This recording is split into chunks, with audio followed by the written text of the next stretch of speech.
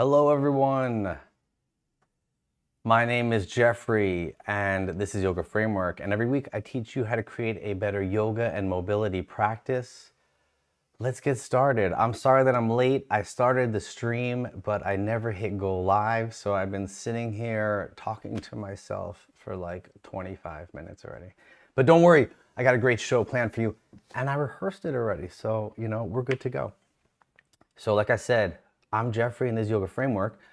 We are the creator, well, there's more than me, of the Yoga Framework course book. I want you to check that out. We have plenty of information in here. This is not your average textbook for yoga.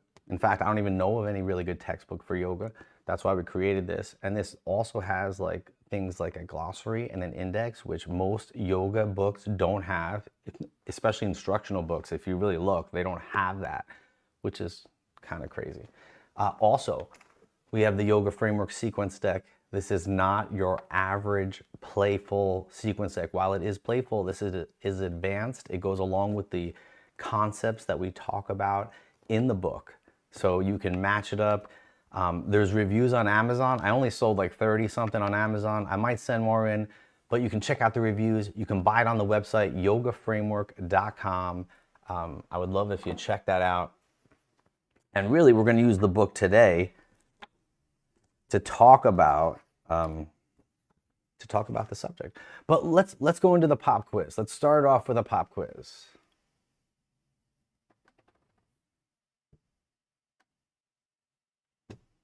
Okay, the movement of a body part away from the midline of the body. What is that? What is that called? It is a joint articulation.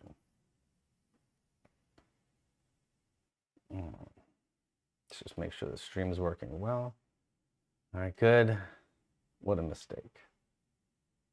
But a rehearsal. All right, I got 30 seconds. A movement of a limb or body part away from the midline of the body. Which joint articulation is that? What would that be called?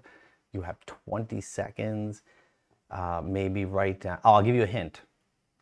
It's not flexion or extension. Now, I took 2 out. There's 4 other ones. Basic ones.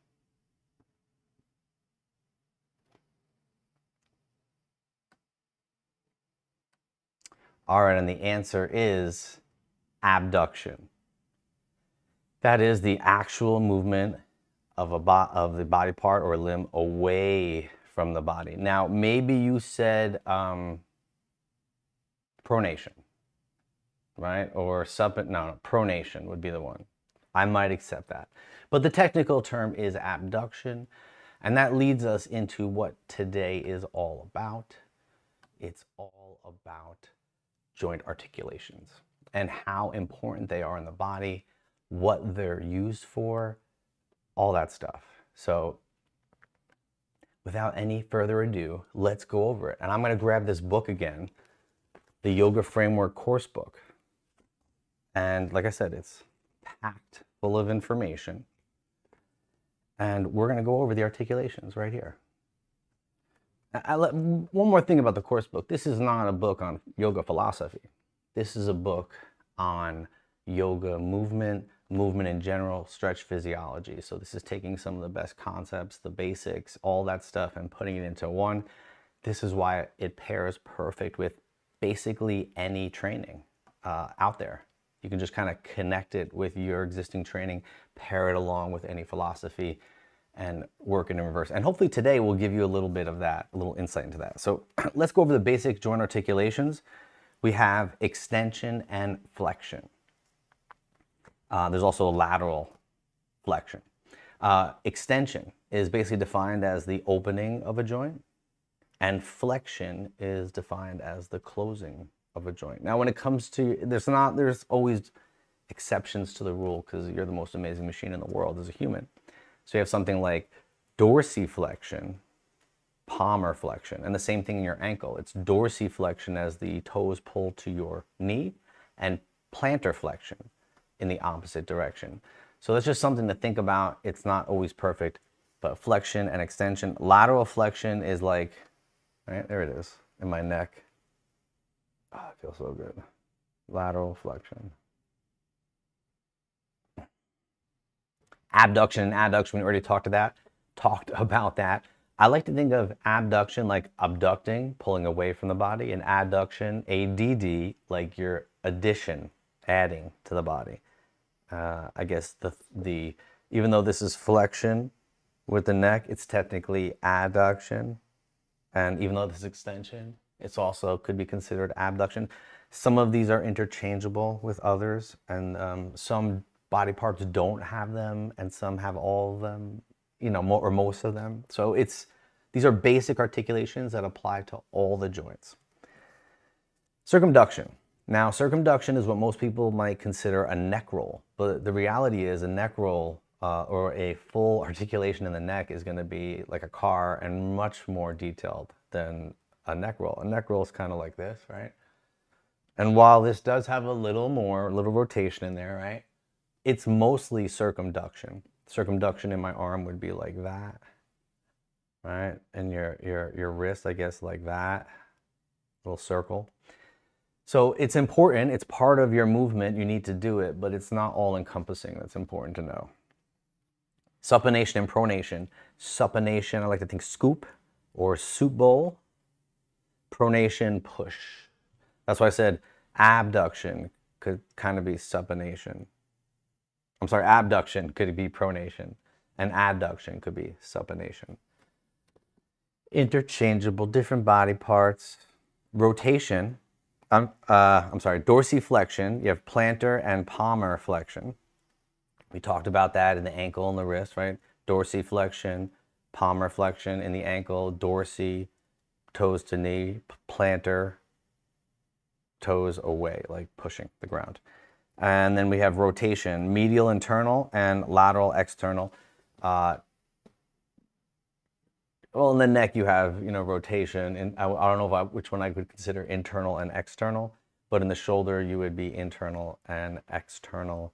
Like I said, they're all part of the all-encompassing, amazing computer machine, most amazing machine in the world, you. And these are just basic articulations that are going to apply across the board. This is why it's hard to, you know, it takes time, because you have to learn the articulations, then you have to learn where they apply to the joints and how to put all that together and how to really understand the body. That's a foundational aspect or concept in not just yoga, but movement, in, you know, everything, your movement profile. Let's talk about the next one, inversion and eversion. This is mostly in your ankle. So when you invert your ankle, you're rolling your ankle. That's what most people, or that's where most people injure their ankle, is they roll the ankle on like some really chunky shoe, and it gets like a dip and it rolls and you sprain it. And then they tell you to never do that again. And then, you know, it gets weaker. And then over time, sorry about that. And then over time, it just, you know, gets injured again.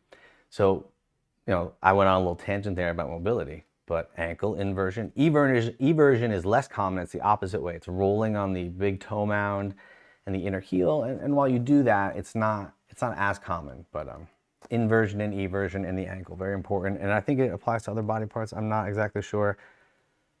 Protraction and retraction in the scapula and the mandible only.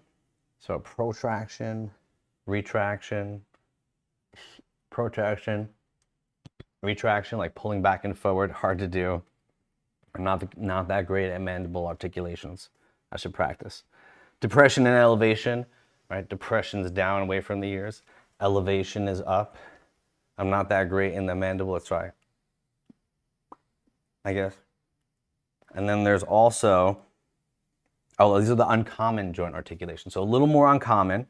We have opposition and reposition in the thumb. So I believe that's in and out. Reposition, opposition. I hope I'm getting that right. And then superior and inferior rotation. This is in the scapula. I don't know how to demonstrate this. This is a little more complex. It's like something where you're pushing and then like another part, but like I said, I don't even want to give you the wrong idea. Just know that it pertains to the scapula. Lateral and medial excursion. I think that's like that. In your mandible. And you know, those are the basics. But there, like I said, there are combinations of these. Some joints have some, not other. And like I said, the neck, right? Which one's internal and external rotation? There technically isn't one. They're just rotation in opposite directions. So there is also like a little bit of, I guess, grain of salt, because you're the most amazing thing ever made. And it's really hard to put you down on paper like that. You're just too complex. But this is a good start. Let's move on to foundation, right? Why is this so important? Why do these articulations matter so much? So right here we have the book, where you should check it out, read the articulations. And now I'm going to go really lightly into why they matter so much and what the foundation basically encompasses, or what I mean by the foundation. So every pose is made up of joint articulations. Every movement in general is made up of joint articulations. The best way to explain this is to basically tell you about a pose. Now, it's not going to be the pose of the day or the pose breakdown, but I will go over a popular pose, wheel. And this can kind of parlay into our future back bending stream that we'll do. But just a little teaser, a little intro. So back bending is a very difficult concept, and I've always had a hard time back bending, and I really didn't understand the articulations. So what would happen is my back would hurt all the time when I back bend, and I was just thinking, wow, I have to keep back bending until my back feels better, you know, practice and blah, blah, blah. And I don't even want to say it, but the idea behind all those, you know, cheesy innuendos, which just kind of make you think you need to push through it, which is not the case. Your body doesn't work like that. It's broken down in articulation. So let's go over what happens when you do that in general, right? You get a hinge point in your back. So if in your back, it should be symmetrical. There should be like a nice even bend when you're in extension. If you have like a little bend, like a little corner or something like that in any part of your back, that's what we call a hinge point.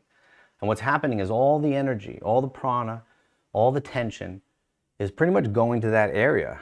And that's where it's handling it all. It's like, you know, got it. But it could get overloaded, and that could be dangerous.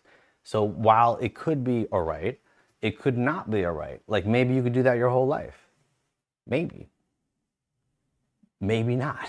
You know, like you just have this something you have to think about. How much can you put there? If you're having pain there, especially, that's a no-go.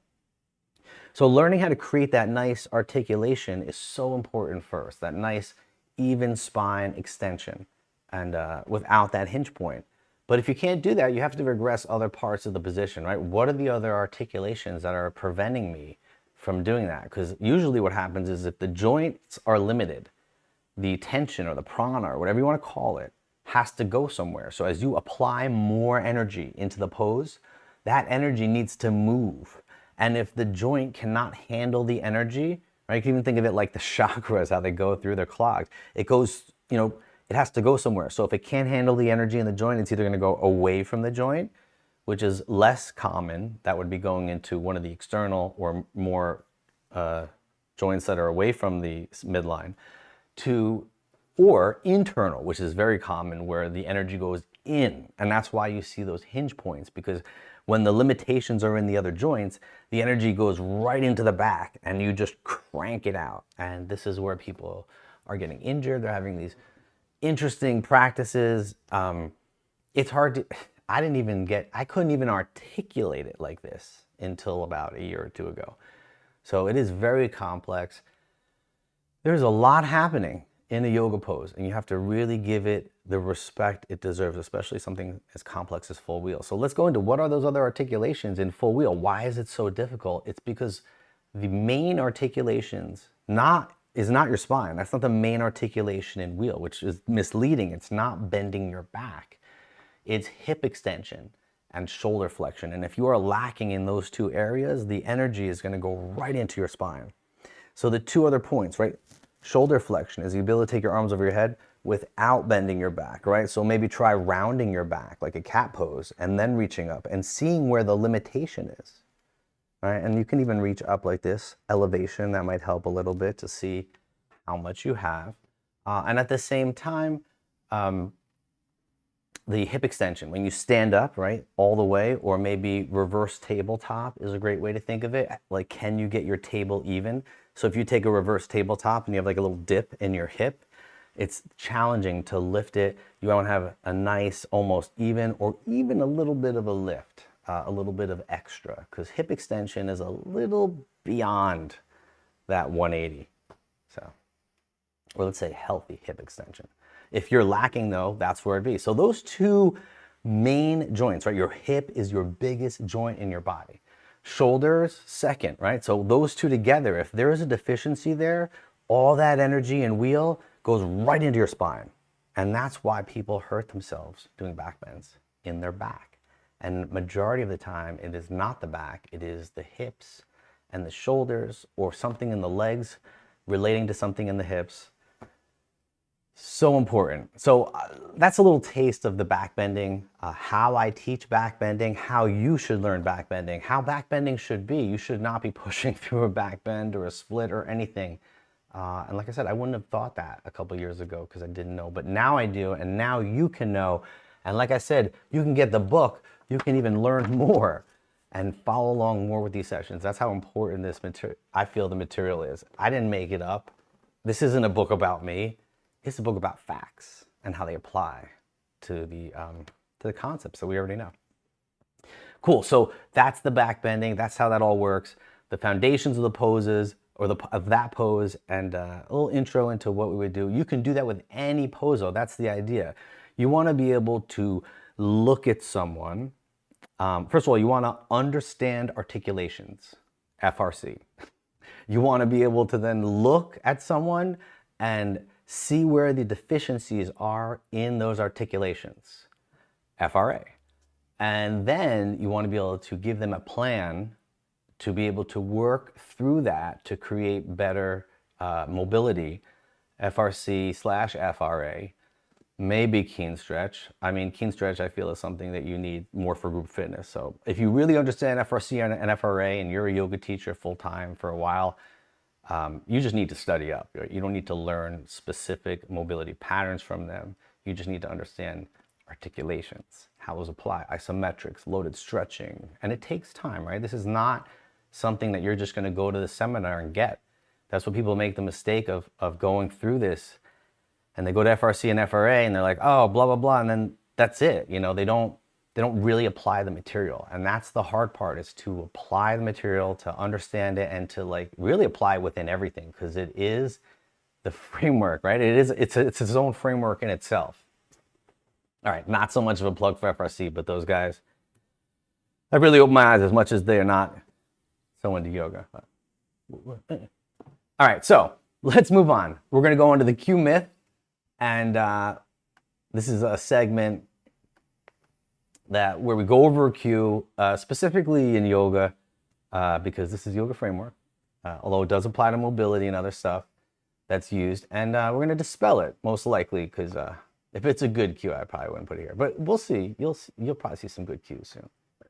So today's cue: pull the shoulders down the back. Now this is one of those holy grail cues. Like, everyone says this, and I feel like people that don't even teach yoga say it. Like, it's just something you pick up because it's so common, and forever I said it. I remember being in a workshop with some really famous kind of teacher, and they were going over handstands, and I had just had just learned to stick my handstand at that point, and no one else could do in the room, maybe not without the wall. And I got up into a handstand, and I was impressed, because I didn't know if I'd be able to handle it, and I was holding it, and it was one of the best ones I've ever did, to be honest, at that point. And then she said, okay, now pull your shoulders away from the ears or down the back. And the minute I did that, I fell out of it. And she's like, yeah, I know it's hard, and but it's something you can learn. She's like, I can't do it though, but you know, that's the way they teach it. So, you know, that started my journey into like doing the shoulders down the back. Oh, this is so important. That's how they teach it. It must have a method. I just need to figure it out. I'm just gonna keep doing it until I keep doing it and figure it out and figure it out. And you know what? I didn't figure it out. It never felt super strong until one day, well, let's just go over what it is. Until one day I came into like a arm balancing or a professional hand balancing class, and they really kind of explained why I needed to do something different. So let's go over what it's doing. What is pulling the shoulders down the back doing? Okay, scapula depression in a nutshell, right? The basics. When you pull shoulders down the back, sure, maybe if you're retracting, but that would be pulling shoulders together on the back.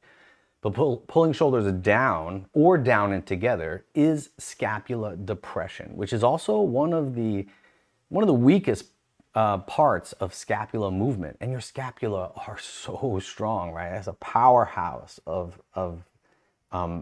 muscle over there. So when you pull your scapula down like that, you're just taking away all that power from the position. I don't know, to me that doesn't sound like such a great thing to do. What else does it do? Well, usually when you're doing it, that's not, that's pretty much what it's doing, pulling shoulders on the back. But in here I have shoulder flexion and impingement. Now, the reason I put that there is because it's basically what people say when you take your arms up, or in handstand, or in downward dog. They're always saying, pull your shoulders away from the ears, pull the shoulders down the back.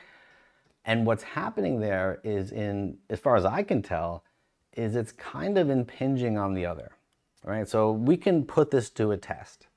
So instead of reaching your arms, this is what people do, right? They reach the arms up and they pull the shoulders down like this.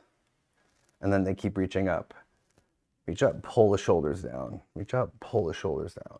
And I'm creating a nice amount of space here, right? And you can see that. The alignment looks good. Such good alignment in my shoulders.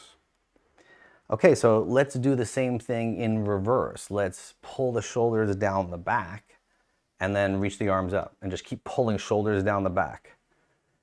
And then there comes a point, if I have shoulder depression as the first priority, where I can't go anymore.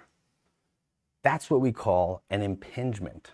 So if I'm pulling the scapula down and then flexing the shoulder up, and it stops shoulder flexion, one is impinging on the other, that's not good. That is not creating power. That is creating a weakness in my mind.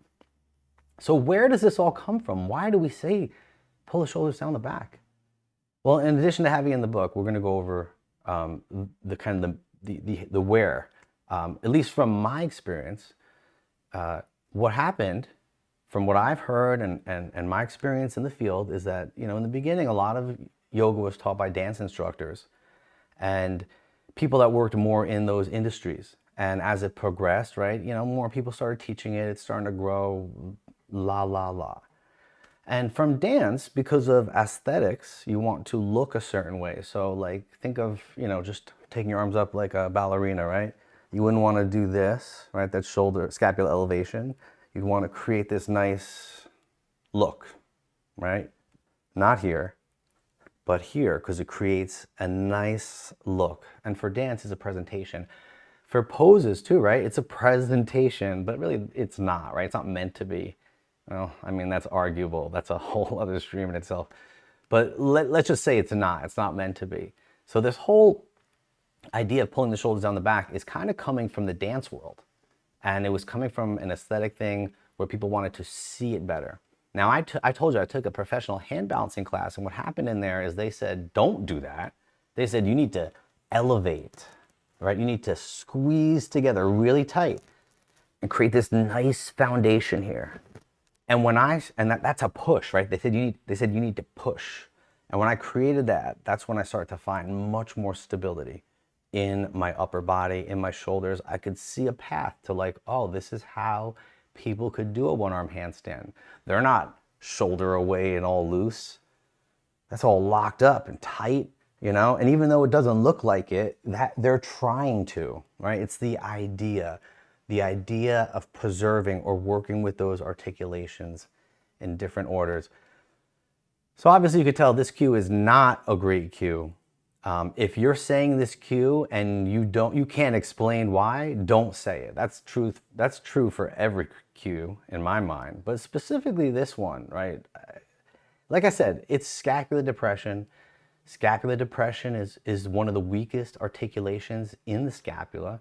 So I don't really understand why you would do it. And when you add it to shoulder flexion, right? If you put scapular depression in front of shoulder flexion as a priority, it creates an impingement.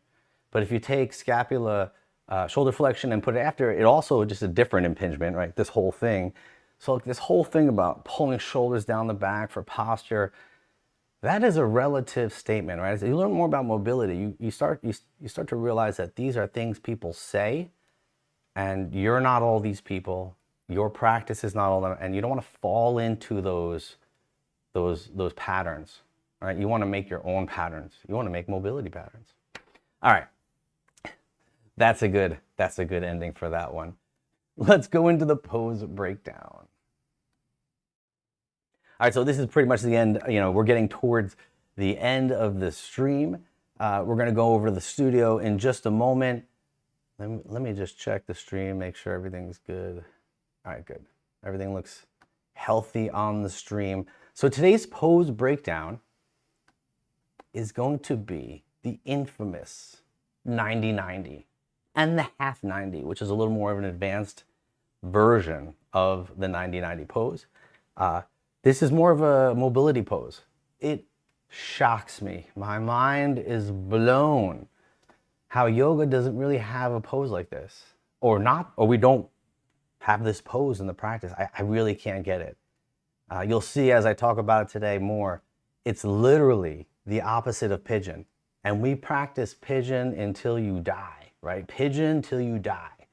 And then you go the opposite direction. Everyone's like, I can't do that. And you think of it, your hip, right? Your one half of the rotation is awesome, and the other half of the rotation sucks. No wonder everyone has back pain and hip pain. I mean, this is not rocket science. And it's just, like I said, it blows my mind that there are no internal hip rotation poses in yoga that are similar to the 90-90. And if they are, they're extreme flexibility, at least the ones that I've seen. I haven't seen ones that are, you know, creating a different aspect, similar aspect to this. And like I said, when we go over this half 90 position, you're going to realize that it's the opposite of pigeon. And then we're going to be like, or just going to think about it, like, why have you not been practicing this pose, right? Why for not years? Can you imagine if you practiced it for years? All right, I digress. That was a little tangent on how awesome this pose is. What are the articulations? Hip rotation, that's the main first priority of these articulations, internal and external hip rotation. That's what we're doing in this pose. There's also knee flexion, right? So you want the 90-degree angle, and that's gonna have to do with creating a nice 90-degree angle in your knee. You can use a yoga block for this, or just think math, get a protractor, I don't know. Then, the final part that most people kind of look over that's needed is spinal flexion. So if you're really tight in your back, you're gonna feel it in your back immediately. You're gonna have to lean back out of this pose because it's calling for some spinal flexion. And as we get over to the studio, you'll see what I'm talking about. I'll give you some examples. We'll break it down. All right, so that's it. The 90-90 and the half 90. Those are the poses those are the two poses we're gonna work with today. It's really important. And let's go to the studio. So let's hop on over to the studio. Bang, there's the studio. All right, I'm gonna take myself off here and we're gonna get going. So just give me a moment.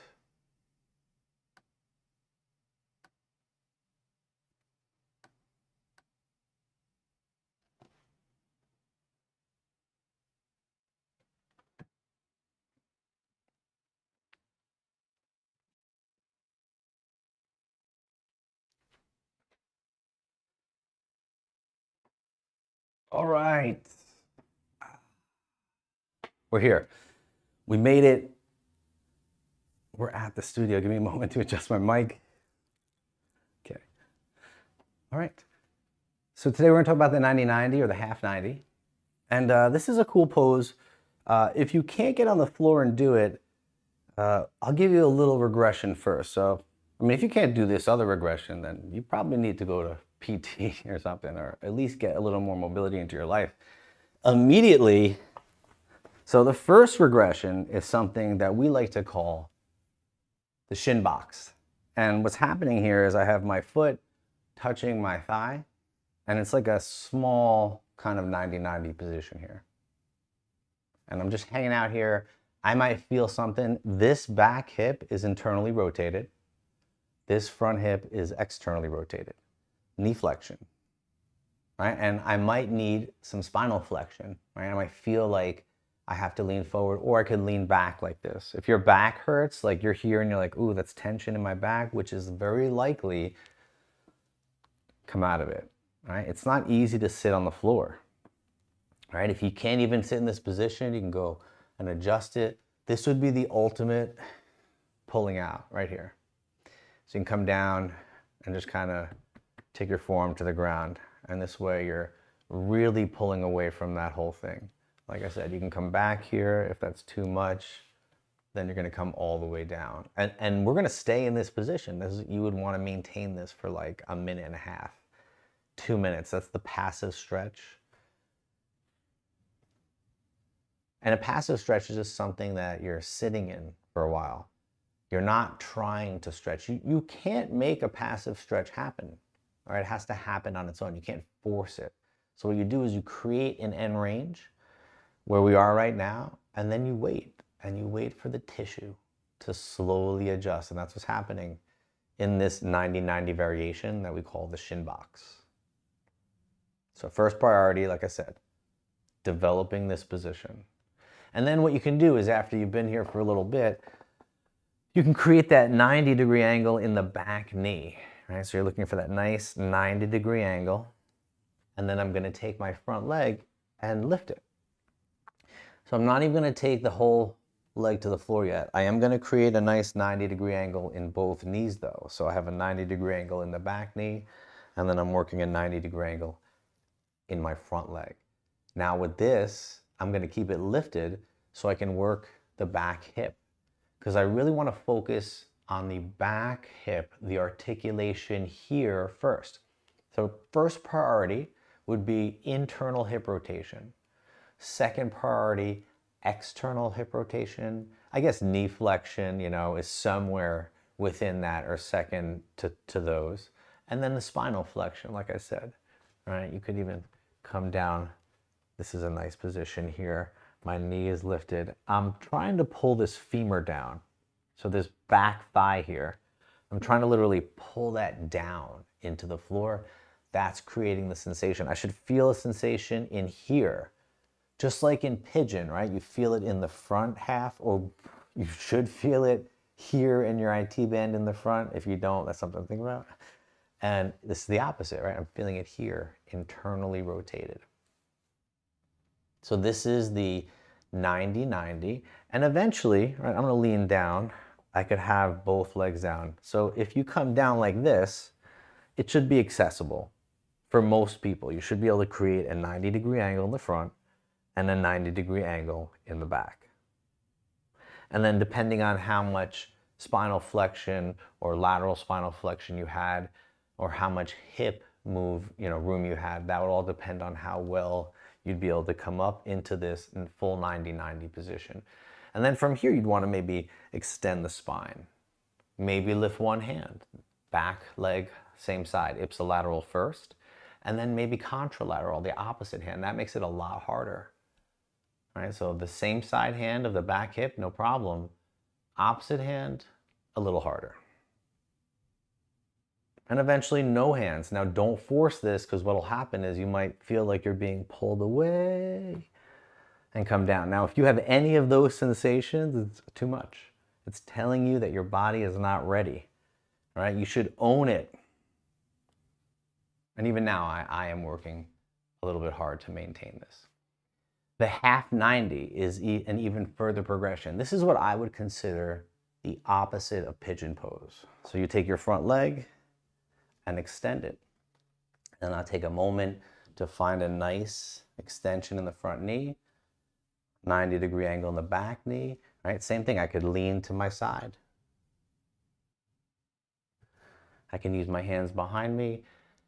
If you can't, right, come into this, don't. If you feel, there's two places you're gonna feel tension, either your back or your knee. If your knee is pulling and you're like, whoa, come out of that, right? Don't even attempt it. These are more advanced patterns. I'm taking it, right? Come back to this one. Even if your knee hurts here, lift it up, right? Maybe you need to be here for now. Maybe you need to come out of it already. Not saying that you could or should or whatever.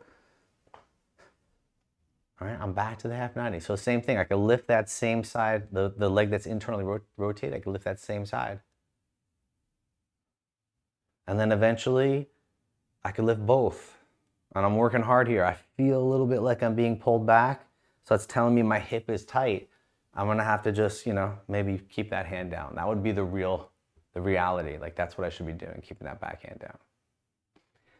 All right, so that's the half 90 and the 90-90. You're really working this back leg. Now you could also go that pigeon route, right? This hip extension, the same thing here. Hip extension, and I'm working that tension in the tissue, the IT band.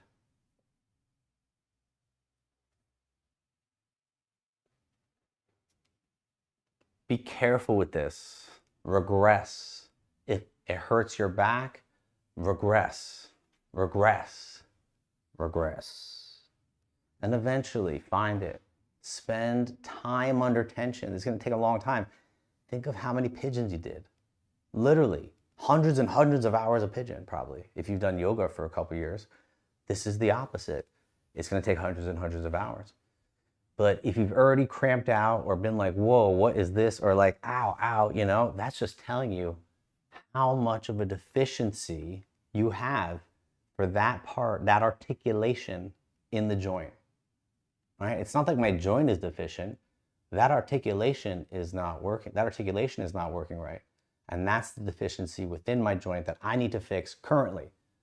And that applies to all the joints. Like you go through, you assess, you figure it out. I mean, that's really how we get it all done.